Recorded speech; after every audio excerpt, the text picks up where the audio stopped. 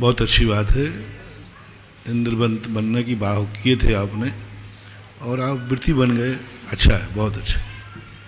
Doctor Amit Shah Talwara से पूछते हैं, गुरु में जल अग्नि का मन नहीं होता, इसलिए उनका पुण्य और पाप का हिसाब नहीं होता, ऐसा आपने बताया। फिर जल और अग्नि का पुण्य पाप मन नहीं होता, एक इंद्रिय का मन नहीं होता, ऐसा आपने बताया। तो फिर अपनी वो प्रगति कैसे करेंगे, अपनी परिणति कैसे बदलेंगे? उनको हमेशा क्या इसी एक इंद्रिय आदि में रहना पड़ेगा? नहीं, ऐसी बात नहीं। स्थावर जीवों के, मैंने कई बार कहा, स्थावर जीवों का विहीनादिक परिणाम होते हैं। कर्मों का बंध उनका एक ही प्रकार से नहीं होता, अनेक प्रकार से होता है। और वो कर्मबंध की प्रक्रिया में जब उनके मंद कर्म का उदय होता है, उस समय उनके आयु कर्म के बंद हो जाते हैं। तो उस कारण से वो आगे निकल के आ जाते हैं। उनके परिणामों में भी मंदता आती है। जैसे कोई वृक्ष है, बढ़िया वातानुकूल में है, उसके लिए जिस समय पानी चाहिए पानी मिल गया, उसको एक शांति का अनुभव हुआ, आकुल व्याकुल परिणाम कम हुए। मान लीजिए कोई भी अनुकूल वातावरण मिलने पर उनके अंदर भी साता कर्म का उदय आता है।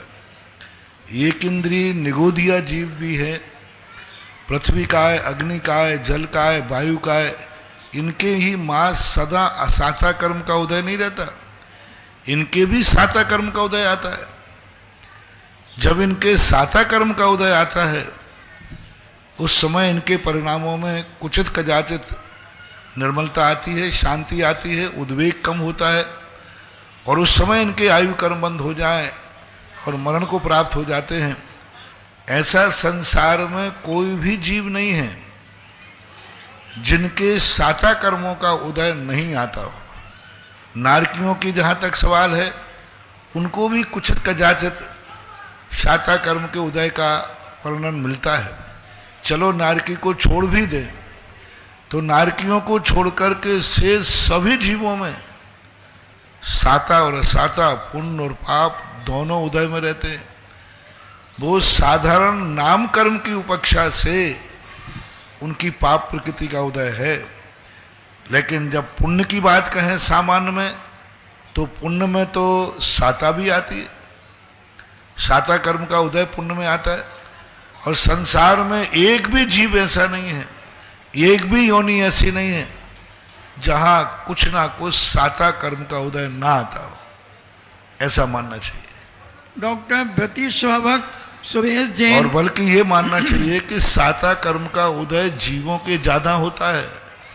नारकियों को छोड़ दीजिए, आप मनुष्य अपन लोग हैं, अपने साता कर्म का उदय ज्यादा है कि असाता का? अभी आप लोगों के असाता का उदय है कि साता का? साता का।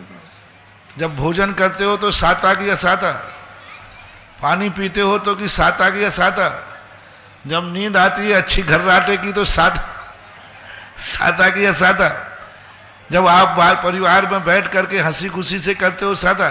24 घंटे में सबसे ज्यादा व्यक्ति का साता कर्म का उदय होता है, सबसे ज्यादा।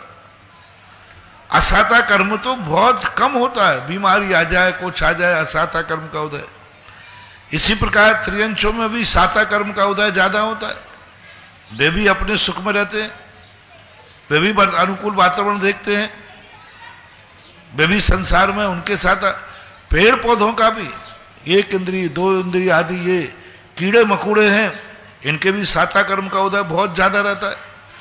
कीड़े हैं, गंदगी में बिलबिला रहे हैं, उनके साता कर्म का उदय है, खा रहे पी रहे हैं, मस्त है वो। चीटा है, चीटी है, अब एक चीटी चल रही है आराम से, उसके साता कर्म का उदय है। अब कोई कुचल देगा तो असाता आ जाएगी, लेकिन जब वो चल रही है, चावल को पकड़ रही है, खा रही है, उस समय उसके साता कर्म का उदय है। पेड़ पौधे आदि हरिया रहे हैं, बढ़िया सब कुछ है, उनके साता कर्म का उदय है, उनके भी। तो संसार में लोग रोने की आदत पड़ गई, इसलिए गड़बड़ हो गया। बाकी प्रकृति ने सभी जीवों को साता कर्म का उदय ज्यादा दिया है, असाता कर्म के उदय के चांस कम होते हैं। व्रती स्वाभक डॉक्टर सुरेश जैन औरंगाबाद से पूछते हैं, नमोस्तु महाराज जी,